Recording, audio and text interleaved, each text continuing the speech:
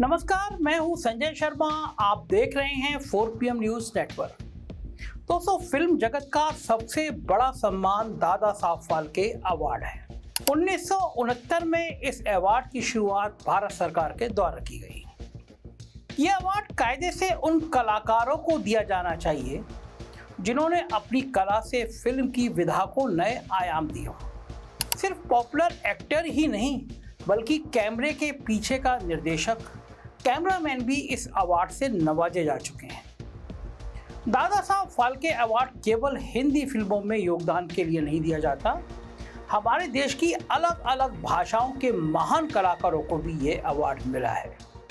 यूँ कह लीजिए कि ये पुरस्कार फिल्मों का भारत रत्न है, इससे बड़ा कुछ नहीं। और इस साल के लिए ये अवार्ड मिथुन चक्रवर्ती को दिया जाएगा, ऐसा मोदी सरकार ने ऐलान किया है।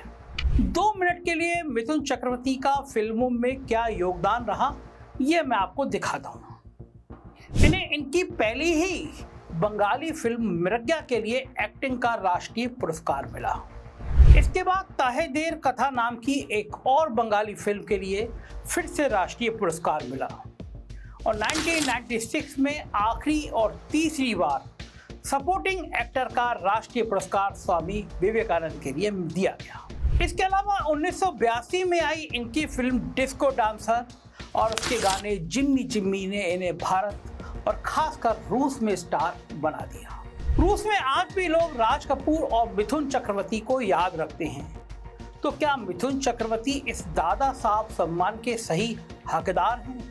जी हाँ, काफी हद तक। लेकिन ये सम्मान दिए जाने का समय और मिथुन चक्रवर्ती का पूरी फिल्मी ग्राफ कुछ सवाल या निशान छोड़ता है। जैसे कि मैंने पहले कहा, दादा साहब फाल्के सम्मान फिल्म की कला में योगदान के लिए दिया जाता है।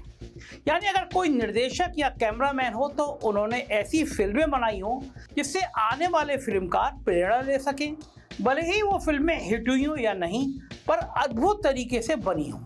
इसी तरह अगर कोई अभिनेता है, उसने अपने अभिनय से लगातार बार बार ऐसी छाप छोड़ी है कि आने वाली पीढ़ियां उसके काम को देखकर अभिनय सीखें, तो ये काम दिलीप कुमार ने किया है और उन्हें भी यह सम्मान मिला है। मगर क्या यही हम मिथुन के लिए कह सकते हैं? 90 के दौर में आई उनकी फिल्म गुंडा और ऐसी तमाम बी ग्रेड फिल्में उन्होंने की जो अभिनय और फिल्म की वास्तविक कला से कोसों दूर है। मतलब उनके राष्ट्रीय पुरस्कार ये बताते हैं कि वो अभिनय करना जानते तो हैं, मगर फिल्मों के चयन में अच्छा अभिनय करने की गुंजाइश है या नहीं, उन्होंने देखना जरूरी नहीं समझा अगर उन्हें पैसे मिल रहे थे। डिस्को डांसर से वो सुपरस्टार तो बन गए, मगर क्या डिस्को डांसर उनके अभिनय के लिए जानी जाती है? जी नहीं, फिल्मों के गानों के लिए जानी जाती है। और अगर सुपरस्टार होना ही पैमाना है तो फिल्मों के पहले सुपरस्टार और अब तक सबसे ज़्यादा हिट फिल्में देने वाले राजेश खन्ना को ये सम्मान आज तक क्यों नहीं मिला? मैं बताता हूँ क्यों नहीं मिला। क्योंकि राजेश खन्ना फिल्मी जीवन के बाद अपने राजनीतिक जीवन में कांग्रेस के साथ थे, दिल्ली से लोकसभा चुनाव भी जीते थे और भारतीय जनता पार्टी की हिंदू मुसलमान वाली बांटने की राजनीति के मुखर विरोधी भी थे। आइए उनके इंटरव्यू की एक क्लिप सुनाता हूँ। पार्टी की आप बात कर रहे हैं, बीजेपी की। इनका तो काम है कि एक भाई को दूसरे भाई से लड़ा देना। हम तो दोनों एक ही बिरादरी से आए थे। ये बीजेपी पार्टी का काम है एक दूसरे को लड़ाना, एक दूसरे को अलग कर देना, भाई भाई को अलग कर देना। अब जो आदमी भाजपा की बुराई कर चुका है, भले ही वो कितना भी बड़ा सुपरस्टार क्यों ना रहा हो, उसे तो मोदी जी कैसे अवार्ड दे सकते हैं। लेकिन अभिनय में नसरुद्दीन शाह जैसे कलाकार हैं जिन्हें देखकर दूसरे कलाकार सीखते हैं, मगर उन्हें भी ये सम्मान नहीं दिया गया क्योंकि उन्होंने भी खुले मंच से भाजपा की विभाजनकारी नीतियों के खिलाफ डंके की चोट पर बोला। सम्मान तो दूर, आईटी सेल के गुर्गों ने उन्हें पाकिस्तान जाने के लिए बोल दिया था। तो कुल मिलाकर मिथुन ना तो दिलीप कुमार और नसरुद्दीन शाह जितने कमाल के अभिनेता हैं और ना ही अमिताभ बच्चन और राजेश खन्ना जितने बड़े सुपरस्टार। तो उन्होंने ऐसा क्या कर दिया जो इस साल मोदी सरकार उन्हें एक नहीं दो अवार्ड दे रही है। जी हाँ, इसी साल उन्हें पद्म भूषण भी दिया गया। और अब दादा साहब फाल्के पुरस्कार, फिल्मों में मिथुन का जितना भी अच्छा काम है वो सालों पुराना है और मोदी सरकार को आए 10 साल हो चुके हैं।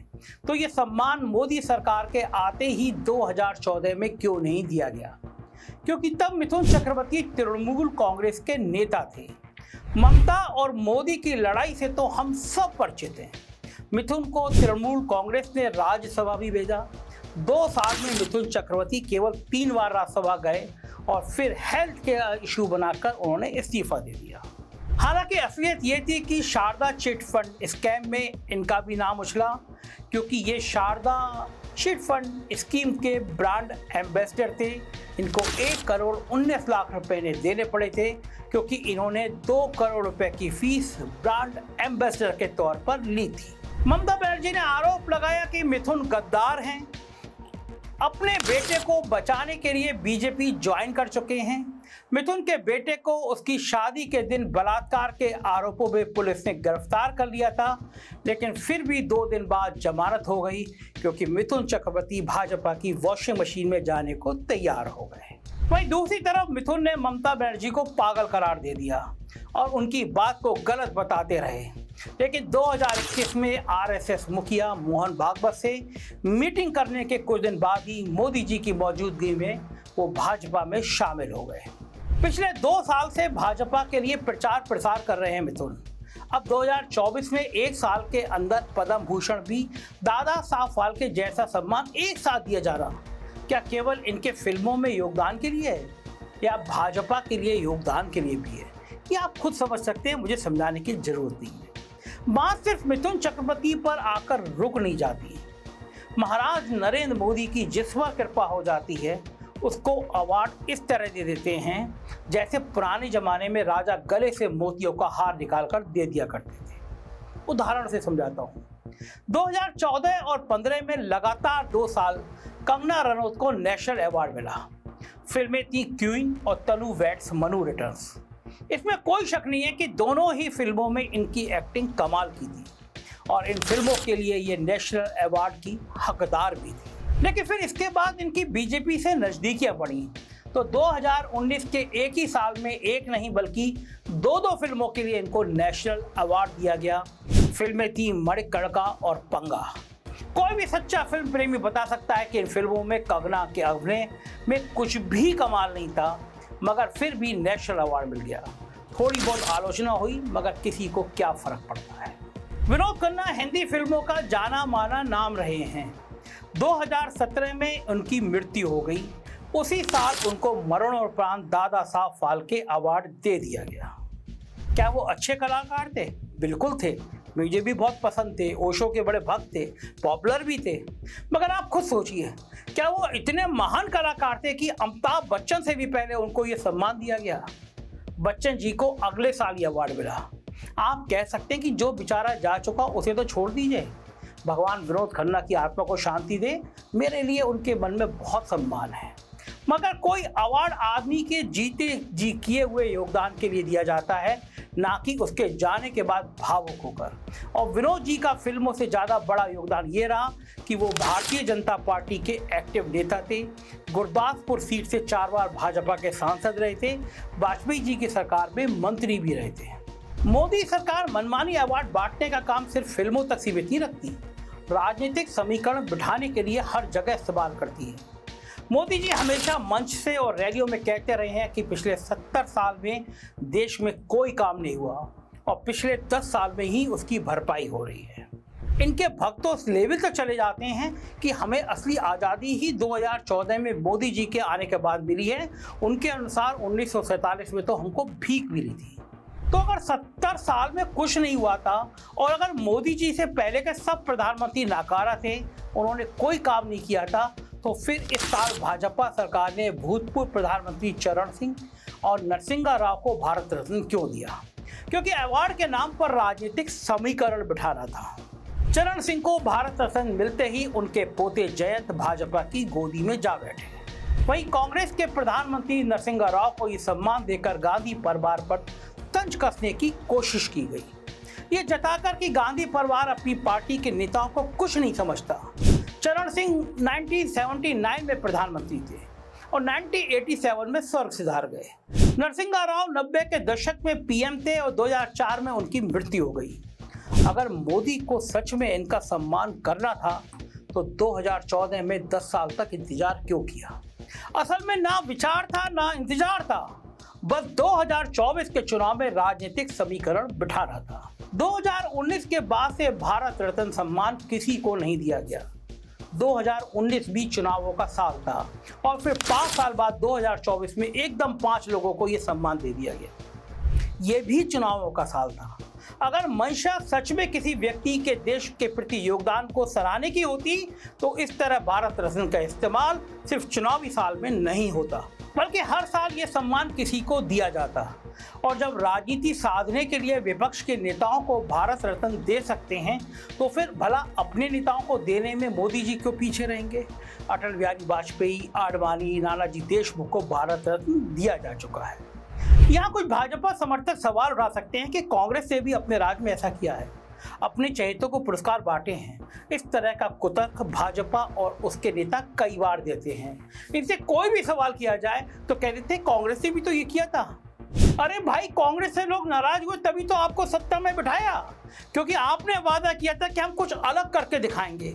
इसलिए अपनी खामियों को छुपाने के लिए पुरानी सरकारों की खामियां गिनवाना कब खत्म होगा? अब तो 11वां साल शुरू हो चुका है महाराज, 3री बार सरकार बन चुकी है। अब तो अपने कामों की जिम्मेदारी लेना शुरू करिए। मगर मोदी जी सिर्फ अवार्ड देने में नहीं, नए नए अवार्ड बनाने में व्यस्त हैं। इस साल 23 यूट्यूबर्स को नेशनल क्रिएटर अवार्ड खुद मोदी जी के हाथों से दिया गया। ये सब लोग या तो राजनीतिक मुद्दों से अलग काम करते हैं, जैसे फिटनेस, खाना बनाना, या इनमें से कई लोग राजनीतिक मुद्दों पर सीधे या परोक्ष रूप से मोदी सरकार के समर्थन में बात करते हैं।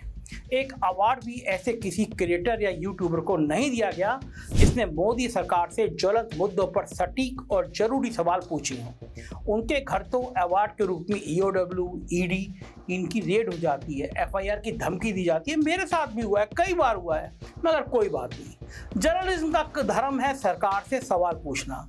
हम आज भाजपा से सवाल पूछते हैं, कल मान लीजिए कांग्रेस की सरकार होगी तो उससे भी सवाल पूछेंगे। सिर्फ अवार्ड के मोह में पत्रकारिता का धर्म तो नहीं छोड़ सकते।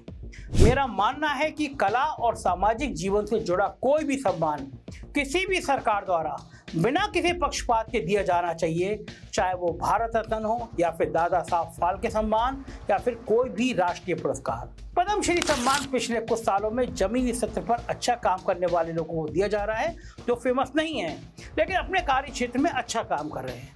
ऐसे आम आदमी जो अपने काम में खास हैं उनको पद्मश्री देने का काम भी सराहनीय देना चाहिए कि गरीब लोग हैं, अच्छा काम कर रहे हैं, देना चाहिए। लेकिन यही निष्पक्ष तरीका बड़े लोगों पर भी होना चाहिए, बड़े स्तर पर भी होना चाहिए, जैसे पद्म विभूषण, पद्म भूषण और भारत रत्न सम्मान। किसी भी स्तर पर किसी भी अवार्ड का राजनीतिकरण नहीं होना चाहिए। आज भी हमारे जीवन में दोस्त की तरह साथ हंसने, रोने, गाने वाले मोहम्मद रफ़ी और किशोर कुमार भारत के सच्चे रत्न हैं, मगर वो अभी भी दादा साहब फाल्के अवार्ड से दूर हैं। 70 के दशक में आइकॉनिक फिल्में लिखने वाले जावेद अख्तर, जिन्होंने उसके बाद सैकड़ों गाने लिखे हैं जो हमारे घर में नाचने गाने से लेकर पूजा पाठ में गाए जाते हैं, क्या वो दादा साहब फाल्के सम्मान के हकदार नहीं हैं? या फिर ऐसा समझे कि देश और समाज में लगातार भाईचारा फैलाने के लिए, हिंदू मुसलमान राजनीति पर सवाल उठाने के लिए और मोदी सरकार से सवाल पूछने के जुर्म में वो हमेशा किसी भी बड़े अवार्ड से दूर रहेंगे? चलिए, चाहे रफ़ी हों, किशोर कुमार हों या फिर जावेद अख्तर हों, इनका किया हुआ काम किसी भी सम्मान के मिलने या ना मिलने का मोहताज नहीं है। बल्कि आज की मौजूदा सरकार में अवार्ड मिलने को देखकर एक बात तो कही जा सकती है, अगर आपको अवार्ड मिला है तो हो सकता है आपने अच्छा काम किया हो, लेकिन अगर आपको अवार्ड नहीं मिला है तो आप जरूर अच्छा काम कर रहे हैं। साथ बने रहिए, मस्त रहिए, सवाल पूछते रहिए। शुक्रिया, थैंक यू।